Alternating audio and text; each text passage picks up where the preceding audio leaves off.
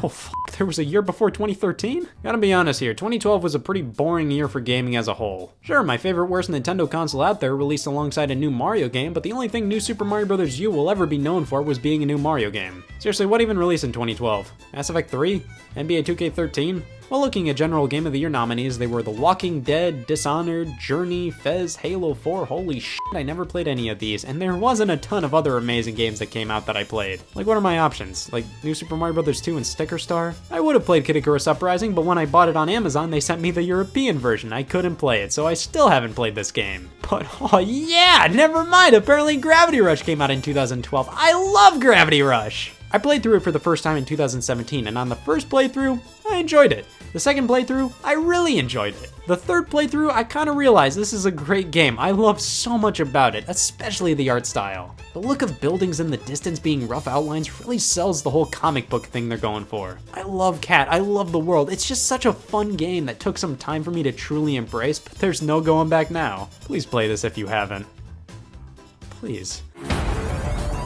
2011 is what us in the year industry consider to be one of the thicker years in gaming. So much stuff came out, and a lot of it was crazy high quality. Batman Arkham City, Skyward Sword, Uncharted 3, Portal 2, Skyrim. I've dabbled in all of these games, but Uncharted 3 was the one I saw through till the very end, and it is not my game of the year. I liked Uncharted 3, but it just felt like more of Uncharted 2, but not as impressive as Uncharted 2 was when it released. So that leaves us with games I personally loved a ton from this year. Super Mario 3D Land gave some much needed worth to the 3DS, and while it's not the greatest Mario game out there, the level design was so good for handheld play, and it made those darn dang two characters in the 3DS's name worth something. But Sonic Generations, oh my god, this was such an amazing game back in the day, and it's still a great time. I'd argue 3D Modern Sonic was topped with this game, and the 2D sections featuring both modern and classic Sonic weren't too bad, albeit they were the worst parts of the stages. Bulletstorm was a fan favorite, and it was just a straight up fun shooter. Rayman Origins is a great game, and I do dig some LA Noire.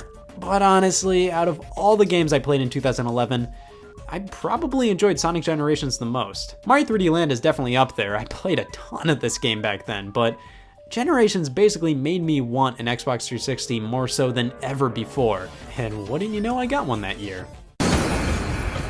Red Dead Redemption, God of War 3, Halo, Reach, Mass Effect 2, Super Mario Galaxy 2, all these Game of the Year nominees, but no GoldenEye 007 on Wii. I love the GoldenEye remake, yeah, I said it. It was the best first-person shooter on the Wii, no doubt, and the multiplayer was a little thing us GoldenEye Wii fans call fun. Red Dead Redemption is some great stuff, just like Grand Theft Auto in a debatably much more interesting time period and environment. And Donkey Kong Country Returns was a great comeback for the series.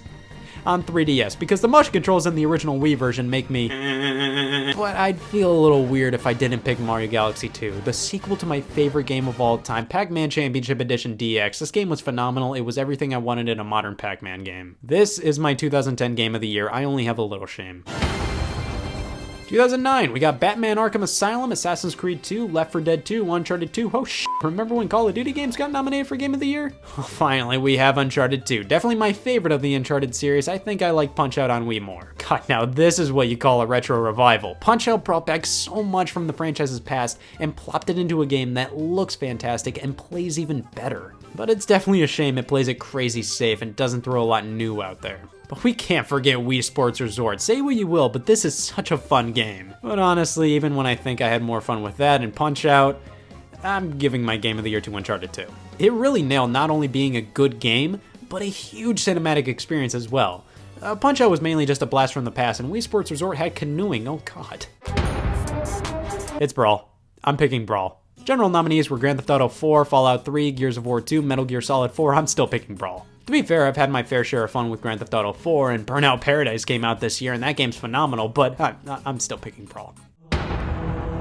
Hit Super Mario Galaxy. BioShock, Halo 3, Mass Effect, Call of Duty 4, Uncharted, The Orange Box, my god, 2007 was an incredible year. And that's just getting started. Stuff like Metroid Prime 3, Crysis, God of War 2, oh my god. It may seem like it was pretty easy for me to pick my Game of the Year, And it was, but Mario Galaxy had some steep competition here. I mean, the orange box is like, what, 12 games in one or something? And it included Portal, one of the most creative and innovative games of the 21st century. And not only that, but Team Fortress 2 was also included as one of the 17 games in the orange box. Metroid Prime 3 showcased how well pointer functionality could work for Wii shooters. Crysis was a giant scheme to force you to buy a $1 million computer to run it properly at the time, but hey, it looked nice. Plus, of course, Half-Life 2 episodes packed in as part of the 23 games in the orange box. But I'm the simplest of men, and if it ain't in brown shoes walking around planets, it ain't winning Game of the Year. 2006, home to such classics as Oblivion, Okami, Gears of War, Twilight Princess, New Super Mario Bros., but I don't care, because I'm saying my game of the year is Wii Sports. Don't worry, I have a doctor's appointment to get these opinions fixed. Wii Sports was the game with the most impact this year, and is easily the game that brought me the most joy. Trying it out for the first time, feeling absolutely dumbfounded that they put me in a video game, constantly playing it with friends and family, ripping it out at parties, and it's still fun to this day. My pick is Wii Sports. Of course, the big battle this year was between Okami and Twilight Princess to see which was the better Zelda game, and Gears of War finally brought the 360 a huge exclusive, but Wii Sports, guys. It's about time we had another oddball year. 2005 wasn't the biggest, really. Surely some solid titles came out, but overall, not as impactful as something like 2007. Resident Evil 4 is definitely the big one of the bunch. This is an all-time classic, and alongside it we have God of War, Fear, Call of Duty 2, and Shadow of the Colossus. And I'd say Shadow is my go-to game of the year. I have yet to play Resident Evil 4, so I'm going with this guy. This game is like if Punch-Out was open world. You run around and you beat bosses. That's amazing.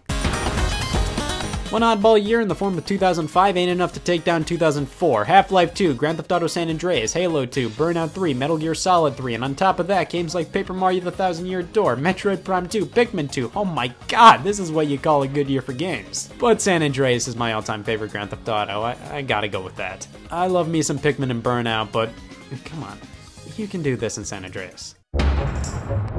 Fucking I don't know, the oddball year returns considering Madden 04 won Game of the Year at the VGAs. It's weird because The Wind Waker came out this year in North America, but it came out in Japan in December 2002, so really, what year is it eligible for? Well, let's go with this one. 2003 nominees generally were Wind Waker, SSX3, Tony Hawk's Underground, and I will be completely honest, none of these outside of Wind Waker really speak to me. But I will let my childhood reign supreme and say either my game of the year is The Simpsons Hit and Run or SpongeBob Battle for Bikini Bottom. I have to go with Battle for Bikini Bottom. I picked this game over Wind Waker, Christ.